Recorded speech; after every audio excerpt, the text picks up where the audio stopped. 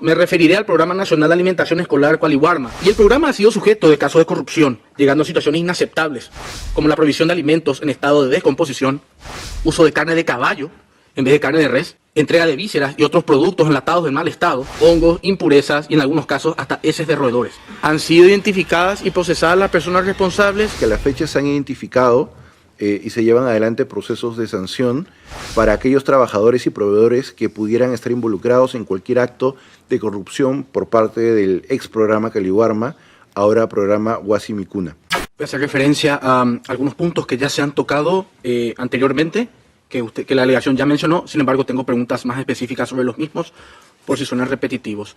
En primer lugar, sobre el derecho a la educación. ¿Podría la delegación indicar al comité detalles sobre el gasto público en 2024, así como lo previsto para el año 2025, que actualmente el Estado dedica al sector de la educación, ya sea en función a su Producto Interno Bruto o la proporción general del gasto del presupuesto general de la Nación? Por otro lado, se ha informado al comité sobre el descenso de la calidad educativa en Perú, especialmente luego de la pandemia, por deterioro o falta de mantenimiento de la infraestructura educativa. Y en este contexto tengo a bien consultar qué medidas concretas ha adoptado el Estado para revertir el descenso de los niveles de comprensión lectora y razonamiento matemático en estudiantes de primaria, dado que al menos el 50% de los estudiantes de primaria tenían un ordenador y solo 1 de cada 4 hogares tenía acceso a Internet durante la pandemia. ¿Cómo ha evaluado el Estado el impacto real del programa Aprendo en Casa, mencionado en el párrafo 100.1 a la respuesta de la lista de cuestiones? ¿Y qué estrategias ha implementado para garantizar el acceso equitativo a la educación y la brecha digital? ¿Qué inversiones se han realizado para mejorar la conectividad y el acceso a dispositivos tecnológicos en las escuelas públicas, especialmente zonas rurales y comunidades en situación de vulnerabilidad? Por otro lado, es extremadamente preocupante para el comité la información recibida y de público conocimiento sobre la violencia en el ámbito educativo, especialmente casos de violencia y violencia sexual que se reportan continuamente dentro de los recintos educativos. Recientemente, por un lado, el Ministerio de Educación, el Minedu, a través de su sitio portal web CICB, reveló que 16.684 casos de violencia escolar han sido reportados en el año 2024. Y en el año 2023 han sido 19.762, mostrando una tendencia sostenida de violencia en los recintos educativos. ¿Qué medidas específicas prevé tomar el Estado ante esta situación? Y si existen protocolos o procedimientos para actuar en estos casos. Por otro lado, es de extrema preocupación la información recibida y de pública difusión también sobre el abuso sexual sistémico persistente a lo largo de los años de niños, niñas y adolescentes en la provincia de Condorcanqui, indicando que en los últimos 15 años ha habido más de 600 casos de abuso perpetrados inclusive por los docentes. Si bien la delegación ya hizo mención sobre este punto, y adicionalmente en este contexto, quisiera adicionar que preocupa aún más la existencia de declaraciones realizadas a lo largo del tiempo por representantes del Ministerio de Educación y del Ministerio de la Mujer y Poblaciones Vulnerables, que han asociado esta práctica a prácticas culturales, y pongo esto entre comillas. Y en este contexto consulto, ¿qué acciones concretas está tomando el Estado para prevenir y erradicar el abuso sexual sistémico de niños, niñas y adolescentes en la provincia de Condorcanqui? ¿Y cuáles han sido los avances en la investigación y sanción de los responsables, más allá de la separación de los cargos? ¿Y cómo es que se han tomado tantos años para esta debida diligencia, teniendo en cuenta que estas denuncias iniciaron ya a partir del decenio pasado? ¿Qué medidas está tomando el Estado para garantizar el acceso a la justicia de las víctimas de abuso sexual en Condorcanqui, incluyendo la provisión de asistencia legal, psicológica y social para su recuperación? Estamos al tanto de la separación de los docentes de sus puestos en Condorcanqui, pero ¿qué mecanismo ha implementado el Ministerio de Educación para prevenir estos delitos y su repetición dentro del sistema educativo y garantizar entornos seguros para los estudiantes? Dado que Condorcanqui es una zona de alta pobreza y aislamiento, ¿qué estrategias específicas ha implementado el Estado para mejorar la supervisión de las escuelas y proteger a los estudiantes y garantizar que las denuncias sean atendidas de manera efectiva y sin impunidad? ¿Cómo está asegurando el Estado que las distintas entidades gubernamentales trabajen de manera coordinada para abordar ante esta grave crisis, incluyendo el Ministerio de Educación, el Ministerio de la Mujer y Poblaciones Vulnerables, la Defensoría del Pueblo y el sistema judicial? Por otro lado, llegó a conocimiento del comité la promulgación de la ley 32.242, que modifica la ley 29.944, la cual establece modificaciones que resultan preocupantes para el comité, ya que las nuevas disposiciones generan algunas dificultades innecesarias e inadecuadas y que en varios casos puede incentivar medidas arbitrarias en detrimento de los docentes, incluyendo la libertad académica dentro del propio marco del contenido curricular. Tengo a bien mencionar algunos ejemplos presentes en el artículo 49, que son las causales de destitución de docentes. Por ejemplo, el artículo 49.2, inciso E, maltratar física o psicológicamente al estudiante causando daño grave. ¿Qué significa en este caso el daño grave? ¿Cuáles son los criterios para identificar que los daños son graves o no? Considerando que ninguna forma de maltrato grave o leve debería ser tolerada en el ámbito educativo, ¿cómo se actúa ante casos que podrían no ser considerados como graves, pero que sin embargo resultan igualmente en una violación de los derechos para los estudiantes? En el artículo 29.2, inciso H, se indica inducir a los alumnos a participar en marchas de carácter político.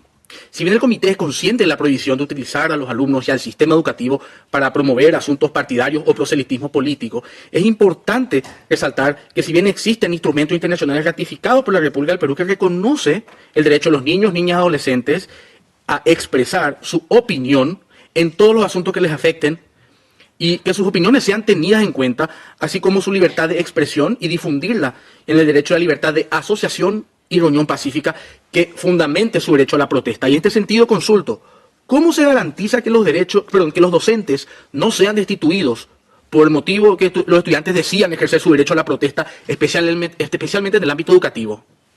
Considerando el rol formativo que tienen los docentes en materia de derechos humanos y específicamente para los estudiantes,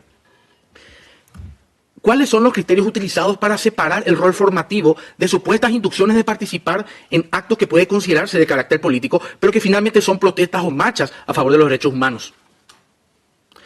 Por otro lado, ¿podría el Estado informar sobre los salarios de los docentes en Perú? ¿Son estos competitivos?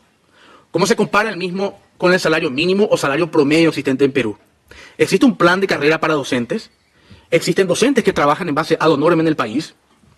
Por otro lado, me referiré al Programa Nacional de Alimentación Escolar Cualiwarma, orientado a proporcionar un servicio alimentario de calidad a niñas y niños matriculados en instituciones educativas. Se ha denunciado públicamente que su recepción es insuficiente en términos de cantidad y periodicidad, y también que se carecen de nutrientes suficientes en cuanto a los alimentos entregados, y que los niños que reciben estos alimentos no reciben cantidades mínimas de hierro, por ejemplo, en su desayuno. Y el programa ha sido sujeto de casos de corrupción, llegando a situaciones inaceptables, como la provisión de alimentos en estado de descomposición, uso de carne de caballo en vez de carne de res, entrega de vísceras y otros productos enlatados de mal estado, encontrándose hongos, impurezas y en algunos casos hasta heces de roedores. Si bien estamos al tanto de que se está buscando reestructurar y actualizar el programa, es relevante preguntar, y con esto voy a hacer mis últimas preguntas, me reservo el derecho de hacer más preguntas con posterioridad. ¿Qué mecanismos de control y fiscalización en los procesos de compra, manipulación y distribución de estos alimentos ha establecido el Estado? ¿Qué mejoras ha incorporado o prevé incorporar el Estado ante estos casos? ¿Ha identificado el Estado las empresas y proveedores que han proporcionado estos alimentos en el mal estado descrito? ¿Continúa el Estado ocupando contratos con estos proveedores, ya sea como parte de este programa o para otros programas? ¿Qué medidas ha tomado el Estado en la debida rendición de cuentas al respecto por parte de las autoridades estatales para con los beneficiarios? ¿Han sido identificadas y procesadas las personas responsables? Y por último, ¿qué medidas toma el Estado para garantizar que este tipo de situaciones no se repita? Continuaré con preguntas en el sector de seguimiento. Muchas gracias. Quiero empezar esta intervención señalando la centralidad del compromiso que tiene el Estado peruano para rechazar toda forma de violencia, especialmente la violencia dirigida a niñas, niños y adolescentes, y en específico la violencia sexual, ¿no? De hecho, el tema de Condorcanqui lo comentamos hace un momento y queremos ser enfáticos en el rechazo tajante, y lo repito, del Estado peruano a cualquier forma de violencia y el compromiso, como las acciones evidencian y como detallaremos, para que estos actos que sean investigados y sancionados conforme corresponda. Para eso el Estado ha tomado un conjunto de medidas, algunas de las cuales ya comentamos y otras de las cuales procederemos a detallar. El plan de acción intersectorial, en el caso de Condorcanqui, constituye un instrumento guía para monitorear los avances en las acciones priorizadas por los sectores con miras a prevenir y atender la violencia sexual en agravio de niñas, niños y adolescentes de esta provincia, la provincia de Condorcanqui. Y es monitoreado por la Comisión Multisectorial encargada en la materia, que está especialmente seguida del Despacho Viceministerial de Poblaciones Vulnerables y la Dirección General de Niñas, Niños y Adolescentes en su calidad de Secretaría Técnica. El plan, la acción de política pública, cronograma 73 acciones intersectoriales orientadas a prevenir y atender la violencia sexual contra las niñas, niños y adolescentes, acciones que están organizadas en 5 ejes prioritarios planteados desde el servicio ya prestado en territorio. Son 9 acciones en materia de salud, 6 acciones en materia de educación, 35 acciones en materia de protección, 7 en materia de participación, que justo es motivo de alguna de las otras preguntas, y 12 vinculadas a la articulación. En el seguimiento de su ejecución se realiza de manera bimestral mediante la información remitida en un formato de metodología cuantitativa que facilita la sistematización y se consolida en una matriz de elaboración por la Dirección General de Niñas, Niños y Adolescentes y en la cual participan 14 instituciones del Estado. Durante el periodo, yendo a acciones puntuales y concretas en el marco de esta estructura de intervención pública, durante el periodo julio a octubre del 2024 se han desarrollado las siguientes acciones. Se logró capacitar a 8 profesores a 8 profesores sobre salud y sexual y reproductiva, de los que del 20 de la fecha hasta junio del 2025. Se contrató a 2 profesionales de enlace de salud. Se realizaron tamizajes de VIH y sífilis a más de 3.277 personas en más de 30 comunidades nativas. Se dio 47 asistencias técnicas sobre desarrollo socioemocional y prevención y protección de la violencia y una capacitación a gestoras comunitarias. Se contrató a 6 especialistas para brindar asistencia técnica en las 18 instituciones educativas de los servicios residenciales estudiantiles de la región de Condorcanqui. Se contrató a 16 gestoras comunitarias para brindar apoyo a la red de protección. Entre sus acciones más relevantes se encuentra la elaboración del reporte de alertas de casos de violación y situaciones de falta de docentes en las instituciones educativas identificadas por las gestoras comunitarias. Se han conformado 18 redes de protección comunal. 18 redes de protección comunal, equivalente al 100% de las comunidades. A la fecha, 15 redes ya cuentan con un plan de trabajo con su respectiva propuesta de actividades de sensibilización hasta el mes de diciembre. Asimismo, se han dado asistencias técnicas de seguimiento y monitoreo a profesores y actores comunales a partir de las direcciones regionales. Se han elaborado 80 banners, 80 carteles publicitarios para la promoción de las redes de protección comunal en el 100% de las instituciones educativas.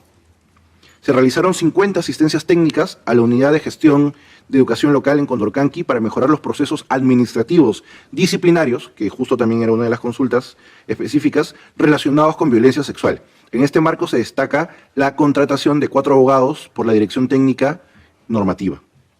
Se realizó el lanzamiento del 23º curso de intérpretes y traductores dirigido a mujeres, donde se llevaron a cabo talleres informativos en Bagua, Santa María de Nieva y Río Santiago, alcanzando la invitación a más de 125 entidades. El Poder Judicial capacitó a 46 personas entre autoridades distritales y comunitarias sobre violencia contra la mujer e integrantes del grupo familiar en el marco de la Ley 30364. Se realizó asistencia técnica con especialistas y responsables de las defensorías municipales del niño y el adolescente en los distritos de Nieva, Río Santiago y Cenepa. Se implementó la Cámara GESEL, proyecto que se inauguró el 17 de septiembre del 2024, para facilitar la realización de pruebas anticipadas en casos de violencia sexual hacia niñas, niños y adolescentes, que contribuirá al proceso de reparación psicológica y además, evidentemente, al acceso a la justicia y evitar la impunidad en estos casos. El Programa Nacional de Alimentación Caliwarma proporciona alimentación a 18 residencias estudiantiles del Minedu, beneficiando a 32.273 estudiantes en la provincia de Condorcanqui. Hay acceso a internet satelital en las áreas rurales de la provincia de Condorcanqui en 26 centros poblados, alcanzando a 42 instituciones públicas. Se contrató a 11 profesionales destinados al Centro de Emergencia Mujer de Condorcanqui y al Servicio de Atención Rural para CENEPA y el Río Santiago. El Ministerio de la Mujer gestionó la suscripción de un convenio con la Municipalidad Provincial de Condorcanqui para garantizar la continuidad del Centro de Emergencia Mujer en esa localidad, o en esa región. Se renovaron equipos informáticos y bienes muebles mediante el traslado de 10 laptops, 5 armarios y 16 chalecos, además de otros materiales necesarios para el trabajo de campo. Se realizó 5 asistencias técnicas, tanto presenciales como telemáticas, a los profesionales del SEM de Condorcanqui. Se realizaron 5 asistencias técnicas a profesionales del Servicio de Atención Rural. Se realizó la contratación de 2 profesionales defensores públicos mixtos, de los 2 que se tiene previsto para prestar a pesar de las dificultades para cubrir las plazas en la zona, es decir, superando las dificultades. Se atendió a 100 pobladores nativos en condición de vulnerabilidad que se beneficiaron del servicio de justicia itinerante. Se reportó 93 casos de violencia sexual en niñas, niños y adolescentes que cuentan con seguimiento legal especializado, nuevamente para evitar la impunidad.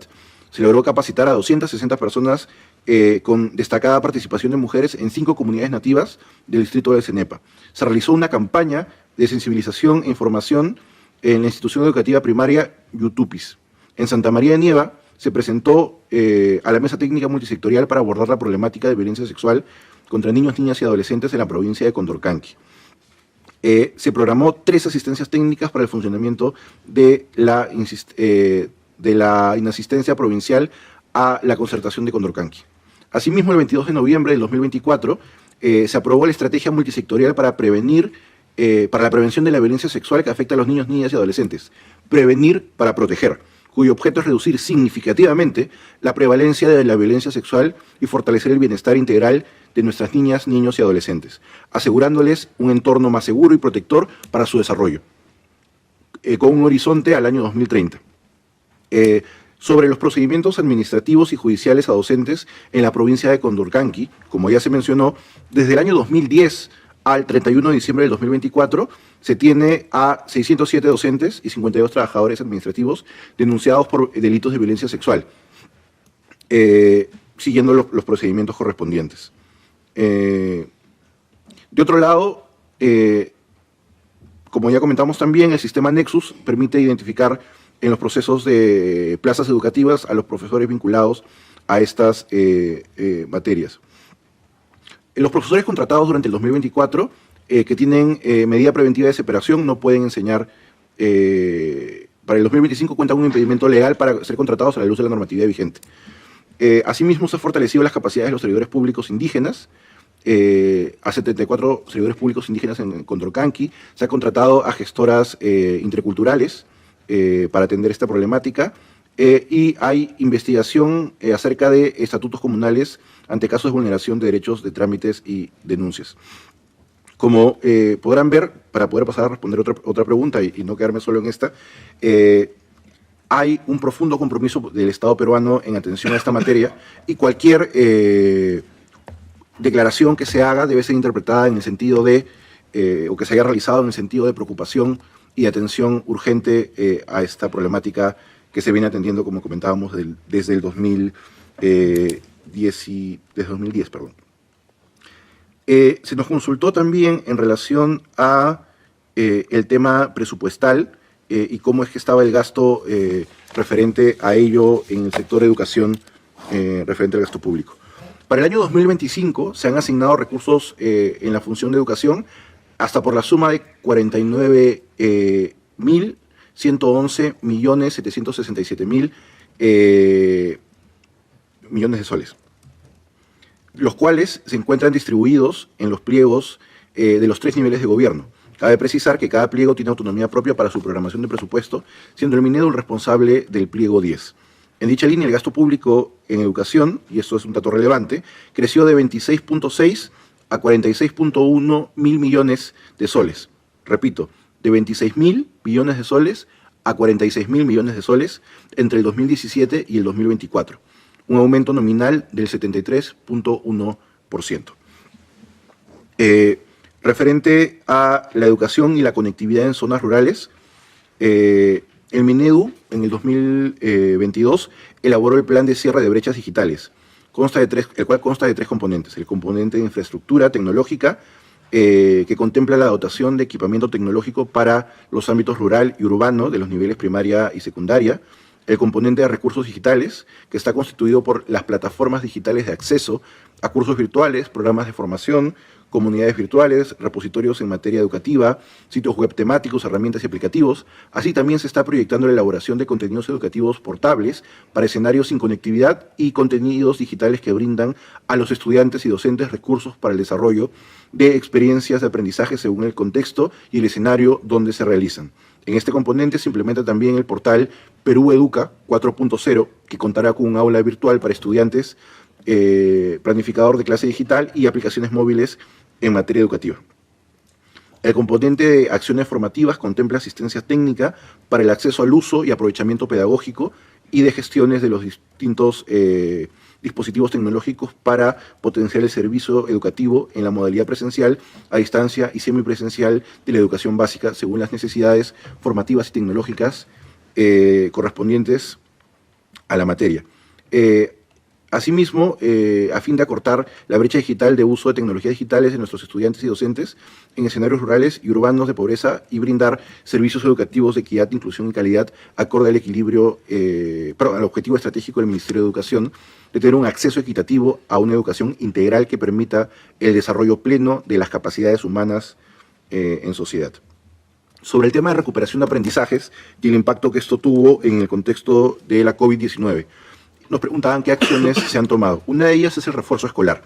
Esa estrategia consiste en desarrollar acciones pedagógicas y de gestión desde un enfoque territorial a fin de que los y las estudiantes desarrollen sus componentes de matemática y comunicación y fortalecer las habilidades socioemocionales.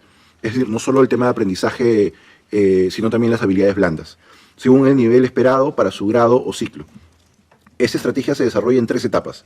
Etapas de reconocimiento de necesidades de aprendizaje para el refuerzo escolar, etapa de acompañamiento y desarrollo del refuerzo escolar y etapa de cierre. A nivel de educación primaria, para la implementación del refuerzo escolar, la Dirección de Educación Primaria elaboró y publicó las fichas de aprendizaje de comunicación y matemáticas para estudiantes, las mismas que presentan diversos niveles de complejidad con el propósito de atender a diversidad de estudiantes del mismo grado, según el nivel de necesidad, como comentábamos hace un momento. En el año 2022, el refuerzo escolar se implementó en el 100% de las instituciones educativas del nivel de educación primaria, con un alcance de 29.550 instituciones educativas de gestión pública directa, que a su vez albergan a 2.809.000 estudiantes para las acciones de monitoreo, que sean focalizadas en un total de 2.965 instituciones educativas de las 26 regiones del país. El estudio cualitativo sobre el refuerzo escolar del 2022, realizado por la Dirección de Educación Primaria, encuentra que los docentes señalan que sus estudiantes van mejorando y logran superar las limitaciones que se presentaron al inicio del año escolar, lo cual implica que muchos estudiantes estuvieron en inicio o en proceso, lograron el aprendizaje que correspondía a su grado. Asimismo, los docentes consideraban que, aunque existen limitaciones logísticas, el refuerzo escolar debería ser una atención adicional porque ha mostrado resultados positivos. En el 2023, en el 2024, se elaboraron y actualizaron las fichas de refuerzo escolar en distintas colecciones. Estos materiales se encuentran disponibles en versión digital y pueden ser consultados por cualquiera de ustedes en Perú Educa, en la página del Ministerio de Educación. A nivel secundario, en el 2022, un total de 1.035 instituciones educativas públicas secundarias focalizadas por el monitoreo a través del Sistema de Gestión de Calidad del Servicio Educativo cumplieron con implementar acciones previstas en la Estrategia Nacional de Refuerzo Escolar, es decir, ejecutaron la evaluación diagnóstica, planificaron y organizaron el refuerzo escolar y realizaron acciones de fortalecimiento según el caso, brindando atención diferenciada a los estudiantes según lo necesitaran. En el 2003, el refuerzo escolar pasó a formar parte del mecanismo denominado Compromisos de Desempeño 2023. Es así que en 3.505 instituciones educativas públicas de secundaria de un total de 4.853 focalizadas para el monitoreo a través de Simón, cumplieron con los criterios establecidos sobre el particular en 2 etapas de evaluación, logrando el 73.2% de instituciones educativas implementar acciones de la Estrategia Nacional de Refuerzo. En relación a la infraestructura rural en materia educativa, que fue otra de las consultas que se nos planteó, el Estado, mediante el Plan Nacional de Infraestructura Educativa al 2025, estableció que todos los locales educativos a nivel nacional requieren algún tipo de intervención como parte de la mejora continua o ampliación de sus servicios, siendo los recursos presupuestales específicos. Se debe aplicar una estrategia de priorización de los locales educativos por intervenir. Esa estrategia busca determinar un orden de prioridad para la atención de los locales a partir de los siguientes criterios: riesgo, eficiencia en la inversión y equidad, explicados en mayor detalle en la norma de actualización del cálculo de brecha de infraestructura existente y orden de prioridad en locales educativos, aprobado el 25 de julio del año pasado. En dicho informe, la estimación de la inversión requerida para cubrir esto son 180.000 millones de soles, asociados a 55.000 locales que contaban con registro de información. Sobre la brecha ya cerrada, se ha realizado el cálculo del orden de prioridad para cada local educativo a nivel nacional, regional, provincial y distrital al 29 de diciembre del 2024. Es oportuno señalar que esta operación se ha realizado únicamente para 51.411 locales educativos, según los criterios establecidos en la metodología.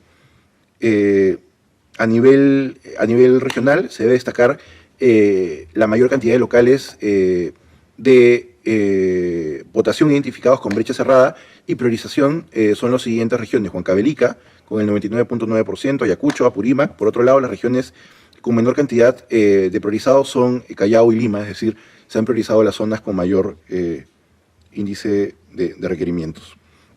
Quisiera igualmente referirme a las consultas sobre los procesos administrativos a docentes, ¿no? Ya nos referimos que toda afectación a un niño o una niña debe entenderse como grave, y nos hacían una consulta sobre qué debe entenderse por el tema de la sanción referente a la actividad política por parte del docente. Es importante precisar que los instrumentos internacionales en materia de derechos humanos, como la doctrina especializada en la materia, en efecto precisa la importancia de la participación social activa de niños, niñas y adolescentes, y la importancia de escuchar sus opiniones y buscar mecanismos para que estos participen en la vida en sociedad.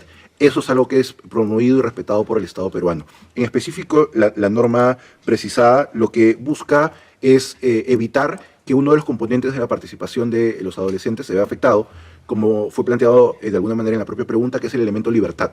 Es decir, los adolescentes, niños y niñas deben participar bajo la categoría de libremente, sin ser, digamos, de alguna manera afectados en este componente de libertad. En ese sentido, lo que prevé el reglamento mencionado tiene que ver con justamente aprovechar el espacio docente para no dar una cátedra generalizada, abierta sobre diversos temas, sino influenciar específicamente sobre un tema en concreto y no garantizar la pluralidad de acceso a la información que el niño y el adolescente merece en su proceso formativo. Pluralidad, reiterando la palabra. ¿Cómo se va a garantizar que eso sea lo que se busca? Mediante el debido proceso, ¿no? El debido proceso que está recogido en el artículo 8 de la Convención Americana, en el artículo 14 del Pacto Internacional de Derechos Civiles y Políticos, en la Constitución Política del Perú, y que obviamente implica que cualquier proceso o procedimiento llevado en sede interna garantice justamente eso, ¿no? La justicia y que se tutele con las debidas garantías. Respecto al tema de Caliwarma, permítanme informarles que a la fecha se han identificado y se llevan adelante procesos de sanción para aquellos trabajadores y proveedores que pudieran estar involucrados en cualquier acto de corrupción por parte del ex programa Caliwarma, ahora programa Huasimicuna. Asimismo, se ha puesto en conocimiento de la Procuraduría Pública, que es la entidad que ejerce la defensa dentro de la entidad, a fin de que se tomen las acciones legales pertinentes contra proveedores y trabajadores. Es decir, existe un compromiso abierto y franco por parte del Estado peruano de garantizar nuevamente el acceso a la justicia en estos casos y que aquellas personas que han incumplido la normatividad y que han afectado la prestación de algún servicio social asuman las consecuencias que la norma ya prevé con antelación para estos casos, que nuevamente el Estado es estricto y de tolerancia cero. Desde el Ministerio de Desarrollo e Inclusión Social se creó en enero del 2025 la unidad de integridad del programa Huasi Micuna. Comentábamos hace un momento que en esta lógica de prevención de la corrupción se está implementando esta mirada de integridad y una acción concreta y específica vinculada al ex programa Caliwarma, que es la creación dentro de su seno de esta unidad de integridad, siendo alguna de sus funciones conducir la gestión de riesgos que afectan la integridad pública en coordinación con la dirección ejecutiva y las unidades funcionales del programa nacional, así como proponer a la dirección ejecutiva del programa de integridad y lucha contra la corrupción, así como supervisar su cumplimiento. Es decir, hay un elemento que es parte del diseño organizativo de la entidad, que está directamente focalizado, como en otras entidades del Estado, no solamente en Caliwarma, pero en este caso obedece la pregunta, para prevenir hechos de corrupción.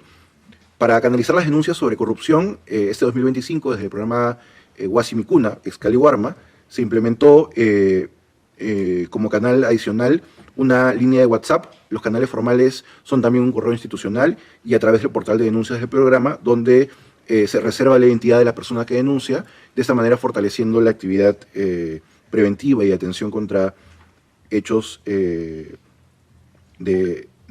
corrupción.